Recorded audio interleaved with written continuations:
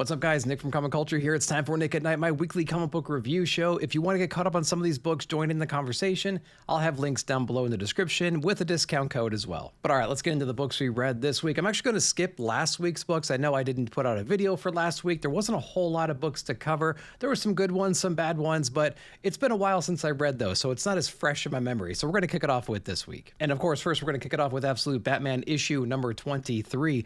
I really like this series, and I like the way that it's approaching the different villains. So earlier on, we had these quick arcs with some of the villains, right? We had the Mr. Freeze character. We had some other ones coming and going. We had Bane that took over the majority of one of the volumes.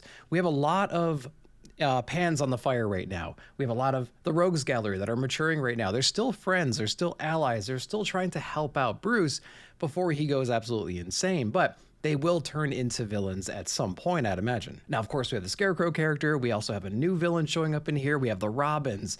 And we have so many different characters right now that are up against Batman, but there's no one really taking the spotlight just yet. There's all these random threats everywhere, and now Bruce is becoming a threat to himself. There's an awful lot to balance inside this book. Again, all those threats aside, but also you have all these revelations about just the Robins himself, who the Joker really is, the different personas he's taken on over the years. So we explore a lot of that inside of this issue. We also have some family answers in this issue too, like where's dad, where's mom, what's been going on with all of them, what's Alfred up to, what's his family situation like. We're touching on so many cool things in this issue. I think one of the main themes of this volume though is Bruce / Batman just digging his own grave, getting in over his head and basically losing his mind. And it's happening at every single angle. The artwork is absolutely fantastic. The story is getting more complex as we go. I'm really loving this issue. Let me know what you guys think of the series overall. Next up is Batman and Robin Year 1 Dynamic Duo issue number 1. Big long title. All you need to know is Wade and Samney are back doing their Batman and Robin Year 1 series, and I could not be more happy about that. Their previous collaboration on Batman and Robin Year 1 made it on so many different people's lists of best comics of the year. It was absolutely spectacular. So go back and go read that one. It's in collected format now. It might not be essential reading, but you really want to get that context as to like the voices of the characters, what they've been through, and I think it's going to help set the foundation for this series. Now with that out of the way, we already have the relationship between Batman and Robin established in the previous volumes. It's carried forward into this one. There's a mysterious gang of young kids that is terrorizing Gotham. We see it when Bruce is on a date and they get stopped in an alleyway, of course, after a movie. Some traumatic flashbacks can happen in that situation. Bruce almost loses his temper, but his date reels him back in.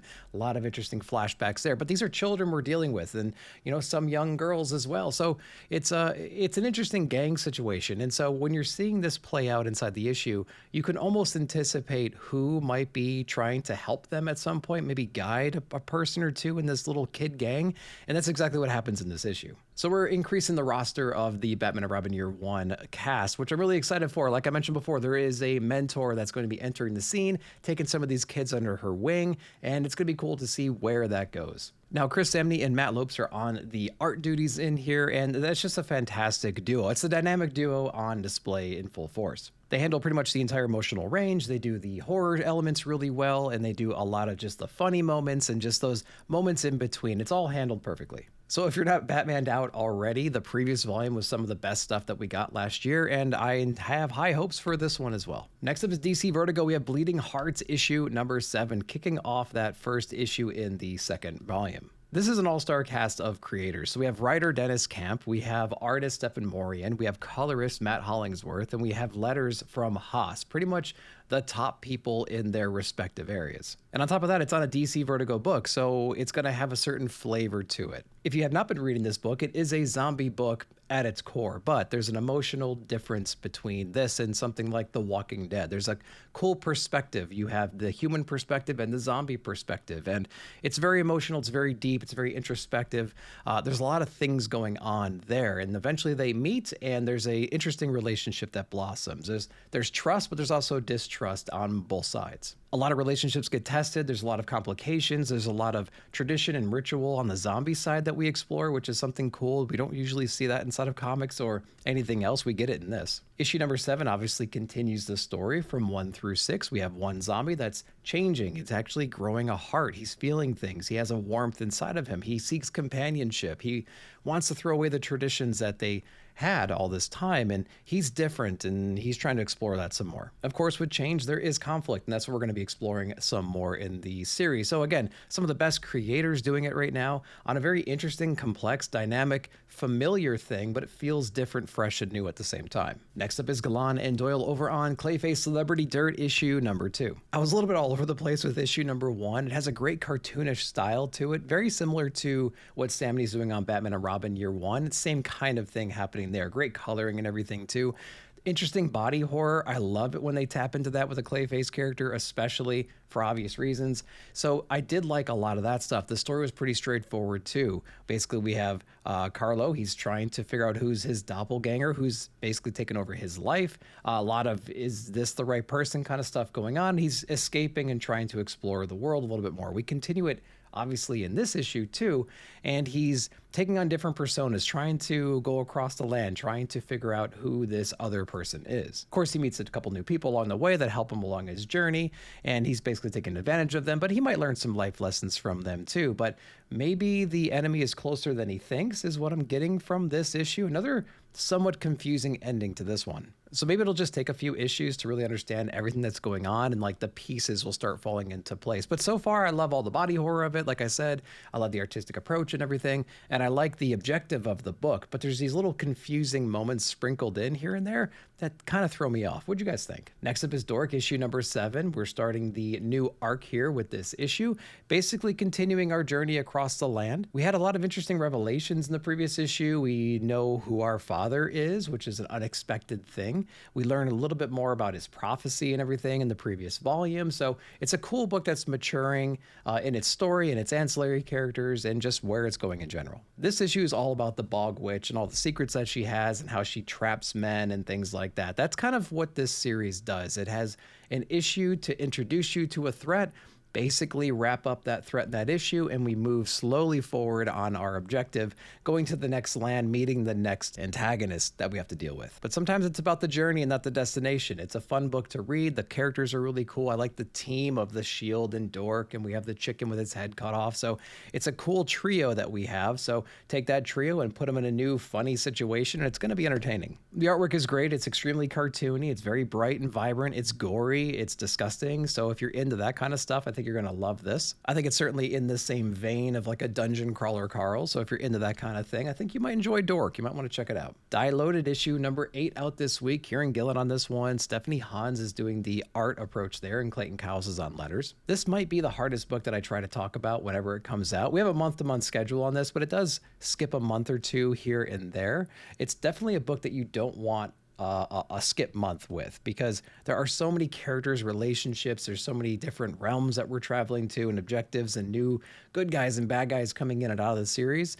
It's a book that needs a consistent release schedule, and it's a book that you really have to read and trade to probably fully comprehend. I'm contemplating not talking about this book in the future, and it's not because I don't enjoy it. I actually enjoy it quite a lot. The problem is it really needs a trade read. You really need to sit down and just read all these issues back to back, just because of the dependency between issues. Not only is it dense just from a writing perspective, but just the themes of it, the story behind it, the relationships, the coordination between everything, like the objectives you're trying to go on inside the book. It takes a lot from the reader to get into it. I actually really like that. I like a book you can dive into, but when it comes out on a month-to-month schedule, it's really hard to keep track of everything. I would highly recommend going back and getting the collected editions for volume number 1, which is just Die, and then Die Loaded is volume number 2, and you'll see what I mean if you start reading it. All right, next up is Miles Morales Spider-Man issue number 1. Brian Hill on this one. New number 1 from Marvel featuring Miles Morales, a character that just needs more spotlight, to be honest. We actually have 2 different artists on this one. We have Leon doing more of the present day stuff, and we have Landro doing some of the flashback scenes. I actually appreciated the approach that Brian Hill took with the character so far. There's a lot of traps and a lot of like repeating themes that you see with this kind of a character. You see with Wolverine as well.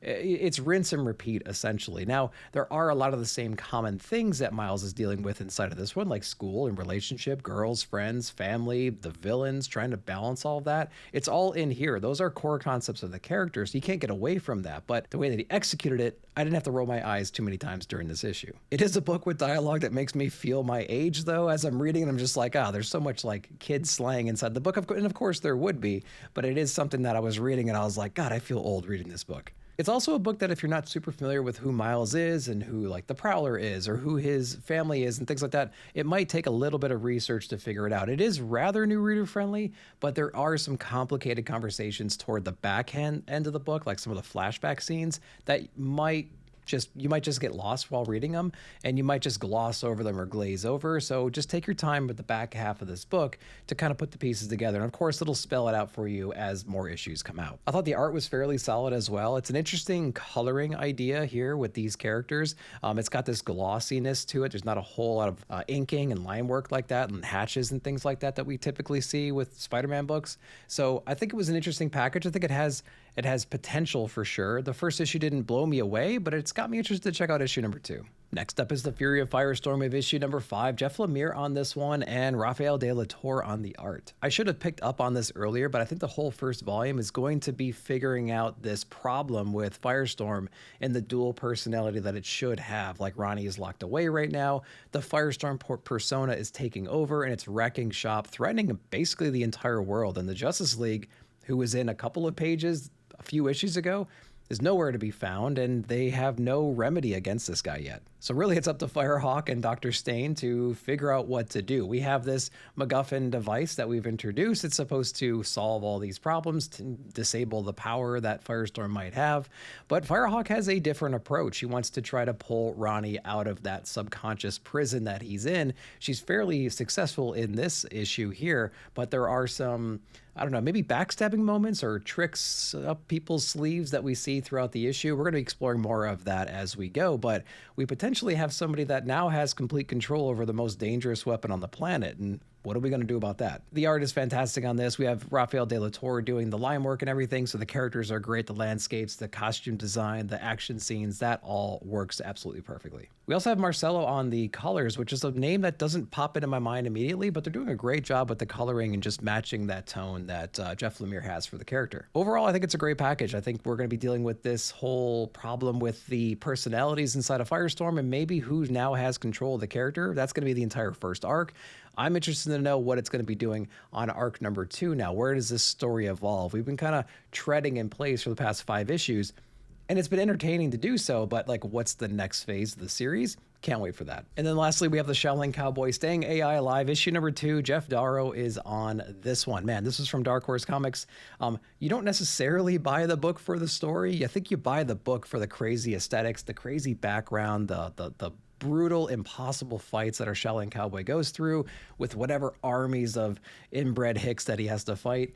It's incredible to flip through the book and just see all the stuff you can see. The story, though, is paper thin. He was basically wandering the desert. He finds a bottle with a note inside of it. It's from a boy who passed away, and he just wants someone to tell his mom that he's okay. So he goes into an adventure into the city to do just that. And of course, he runs into a lot of problems and people that he had issues with in previous runs, and he's now trying to combat all of that at the same time. He does deliver the message, and that doesn't necessarily go according to plan, but now he's basically on the run from these weird guys trying to chase him down. Now, I do feel like a book like Shaolin Cowboy, and the way that Jeff Darrow draws it, the story is completely secondary. As you're flipping through the page, yeah, you're enjoying whatever's happening to the character and where they're going next, but it's just the page itself, the backgrounds, all that other stuff happening. It's a Where's Waldo book. Every single time you read it, there's all these little cool Easter eggs in the corners, and there's all these things to just look at, right? Your eye is going all over every single page. The action scenes are absolutely crazy as well. It's completely over the top, beating the odds in impossible ways. So I feel like the majority of the enjoyment you're going to get from the series is flipping through and just taking in all the beautiful artwork here. But all right, guys, that's all I read this week. Let's go over to League of Comic Geeks now. Check out what's coming out next week. All right, guys, we're over at League of Comic Geeks. We're going to go over to new comics. We're going to change the date to the 19th, which is the next new comic book day. And we are going to get rid of variants, and we are browsing by most pulled. So let's close this up, see what I'm interested in for this week. I am actually, across this top row, I am reading Daredevil. Daredevil is a story that it's just 1 or 2 issues away from me not caring enough about it anymore to continue it, but we're going to give it the first arc and see what's going on. I'm actually behind on Absolute Green Arrow. I didn't read issue number 3, so I need to go back and get caught up on that one. I hear it's great. I just need to get caught up on it. One of my favorite books out is Invincible Universe Battle Beast, issue number 12. We have Conquest and Battle Beast fighting each other, but now they have other threats to deal with, and they're teaming up towards the end of the last issue, probably into this one. I want to know how this wraps up. I just got done reading Invincible a little while ago, so I know where these two characters are. So let's see what happens at the end of this run here. We have Avengers Armageddon issue number 3. Guilty pleasure Marvel book for me. I dig what I see so far. It's kind of repetitive. There's some things we've seen before. There's conversations and themes that we've done in the past as events, but there's a new flair. There's something about this that has my attention, and we're going to be continuing that run. We have G.I. Joe issue number 25, my favorite Energon book on the shelves. Love that one. We have Deathstroke to Terminator, probably my favorite next level book on the shelf right now too. Although we got Doom Patrol coming up very soon, we're going to see if Deathstroke gets knocked off that first place spot. We have TMNT issue number 21. I'm hanging in with that one. New creative team coming very soon. We have Batwoman issue number 6.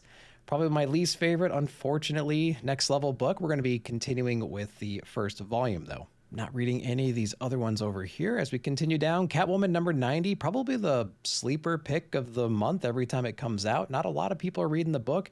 It's number 90. We've had a great creative team on this one for quite some time. Very complex and dramatic story inside the pages. I'm really excited for more of that.